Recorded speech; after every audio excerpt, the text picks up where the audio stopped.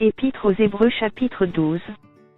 Nous donc aussi, puisque nous sommes environnés d'une si grande nuée de témoins, rejetons tout fardeau, et le péché qui nous enveloppe si facilement, et courons avec persévérance dans la carrière qui nous est ouverte. Ayant les regards sur Jésus, le chef et le consommateur de la foi, qui, en vue de la joie qui lui était réservée, a souffert la croix, méprisé l'ignominie, et s'est assis à la droite du trône de Dieu.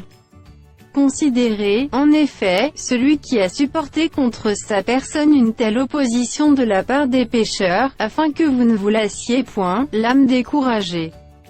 Vous n'avez pas encore résisté jusqu'au sang, en luttant contre le péché.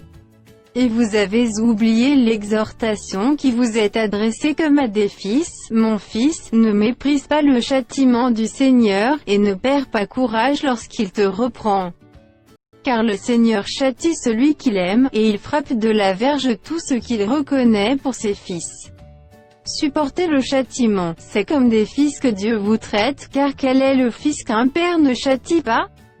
Mais si vous êtes exempt du châtiment auquel tous sont part, vous êtes donc des enfants illégitimes, et non des fils. D'ailleurs, puisque nos pères selon la chair nous ont châtiés, et que nous les avons respectés, ne devons-nous pas à bien plus forte raison nous soumettre au Père des esprits, pour avoir la vie? Nos pères nous châtiaient pour peu de jours comme ils le trouvaient bon, mais Dieu nous châtie pour notre bien, afin que nous participions à sa sainteté. Il est vrai que tout châtiment semble d'abord un sujet de tristesse, et non de joie, mais il produit plus tard pour ceux qui ont été ainsi exercés un fruit paisible de justice. Fortifiez donc vos mains languissantes et vos genoux affaiblis. Et suivez avec vos pieds des voies droites, afin que ce qui est boiteux ne dévie pas, mais plutôt se raffermisse. Recherchez la paix avec tous, et la sanctification, sans laquelle personne ne verra le Seigneur. Veillez à ce que nul ne se prive de la grâce de Dieu, à ce qu'aucune racine d'amertume, poussant des rejetons, ne produise du trouble, et que plusieurs n'en soient infectés. À ce qu'il n'y ait ni impudique, ni profane comme Ésaü, qui pour un mets vendit son droit d'aînesse.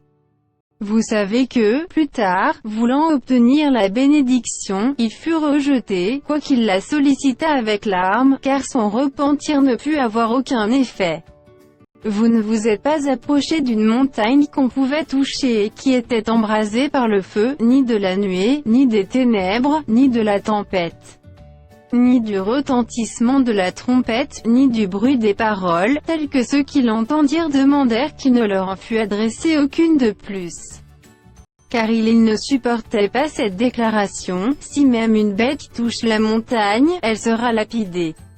Et ce spectacle était si terrible que Moïse dit, « Je suis épouvanté et tout tremblant. » Mais vous vous êtes approchés de la montagne de Sion, de la cité du Dieu vivant, la Jérusalem céleste, des myriades qui forment le cœur des anges, de l'assemblée des premiers-nés inscrits dans les cieux, du juge qui est le Dieu de tous, des esprits des justes parvenus à la perfection, de Jésus qui est le médiateur de la nouvelle alliance, et du sang de l'aspersion qui parle mieux que celui d'Abel. Gardez-vous de refuser d'entendre celui qui parle, car si ceux-là n'ont pas échappé qui refusèrent d'entendre celui qui publiait les oracles sur la terre, combien moins échapperons-nous, si nous nous détournons de celui qui parle du haut des cieux? Lui, dont la voix alors ébranla la terre, et qui maintenant a fait cette promesse, une fois encore j'ébranlerai non seulement la terre, mais aussi le ciel. Ces mots, une fois encore, indiquent le changement des choses ébranlées, comme étant fait pour un temps, afin que les choses inébranlables subsistent. C'est pourquoi, recevant un royaume inébranlable, montrons notre reconnaissance en rendant à Dieu un culte qui lui soit agréable, avec piété et avec crainte. Car notre Dieu est aussi un feu dévorant.